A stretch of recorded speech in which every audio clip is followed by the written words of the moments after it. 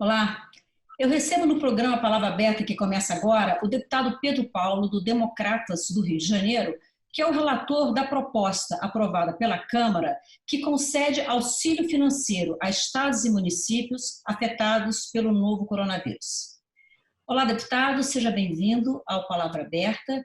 Deputado, eu queria que o senhor explicasse em linhas gerais o texto que foi aprovado, lembrando que esse texto aprovado, ele foi resultado de uma série de acordos, uma série de ajustes, a partir de um relatório que o senhor havia elaborado lá atrás, antes de tudo isso começar, para o projeto de lei complementar 149 de 2019, que trata do chamado Plano Mansueto. Queria que você explicasse em linhas gerais o que foi aprovado pela Câmara.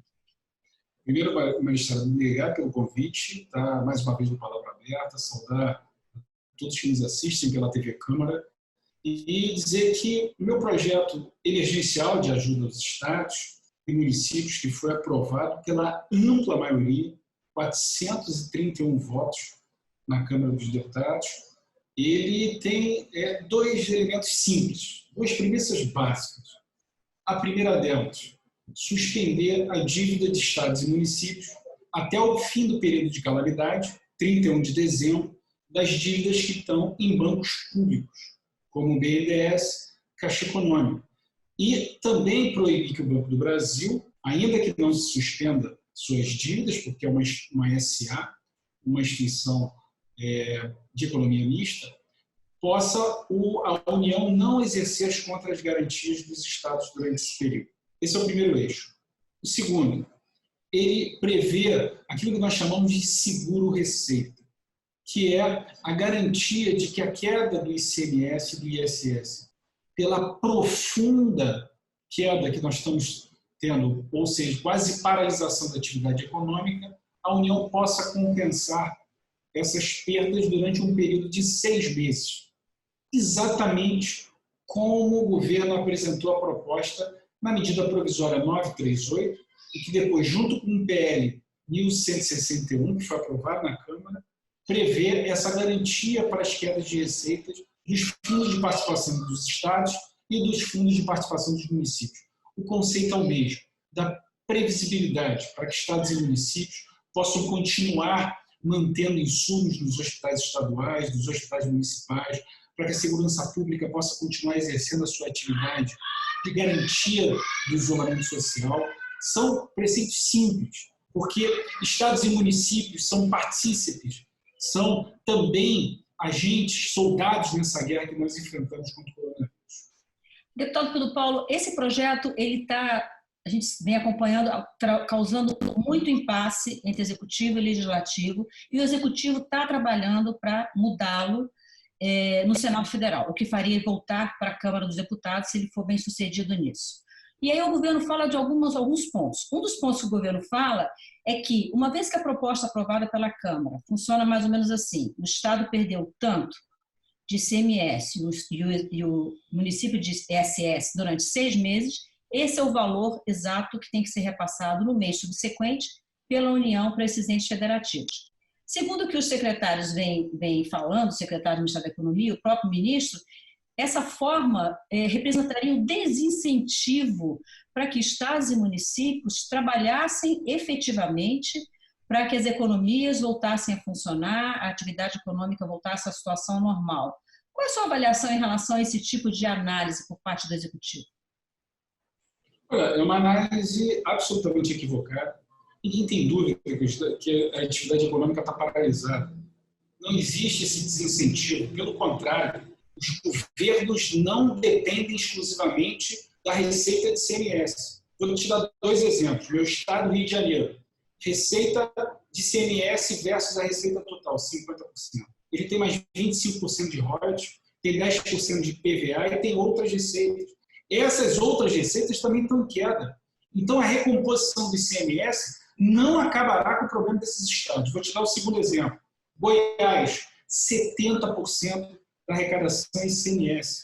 Se ele não tiver essa recomposição, os serviços na área de saúde, na segurança pública, aqueles que são essenciais de proteção social das famílias, vai paralisar. Por isso é falsa essa argumentação do governo.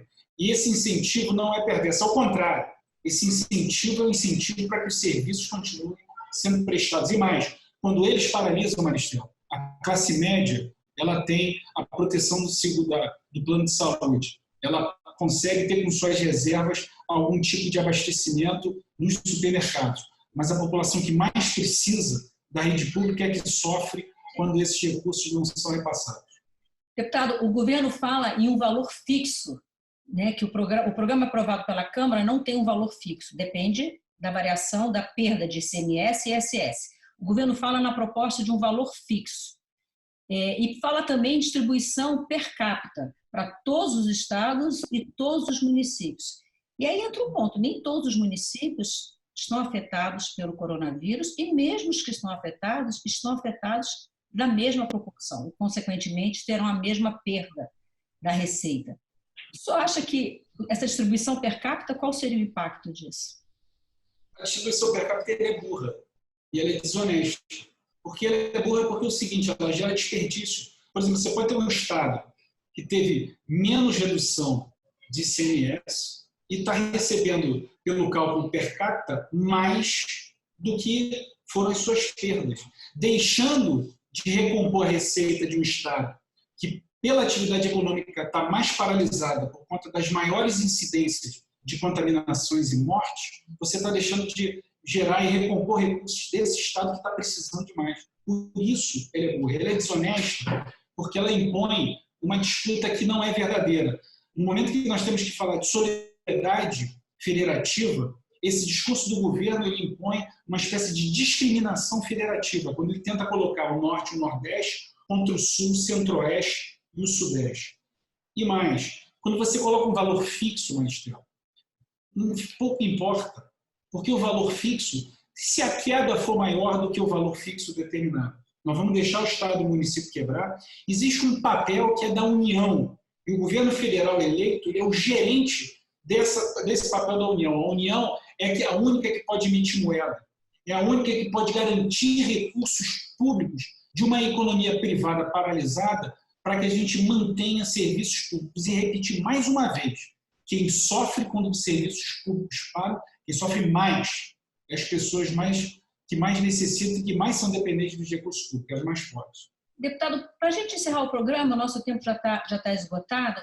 Essa discussão começou na Câmara dos Deputados, como eu falei na abertura, com o Plano Mansueto, que era um plano que tinha um outro escopo e que foi, de uma certa forma, atropelado pelo novo coronavírus, como tudo está sendo atropelado.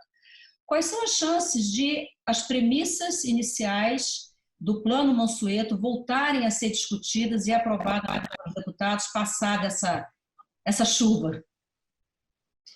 Olha, Maristela, o projeto anterior, o meu substitutivo, foi um projeto trabalhado durante 8 meses, diversas reuniões com os técnicos do Ministério da Economia, com o secretário de Fazenda, secretário de Planejamento. É um projeto particularmente, muito bem aperfeiçoado, melhorado, desde aquele que foi encaminhado pelo governo.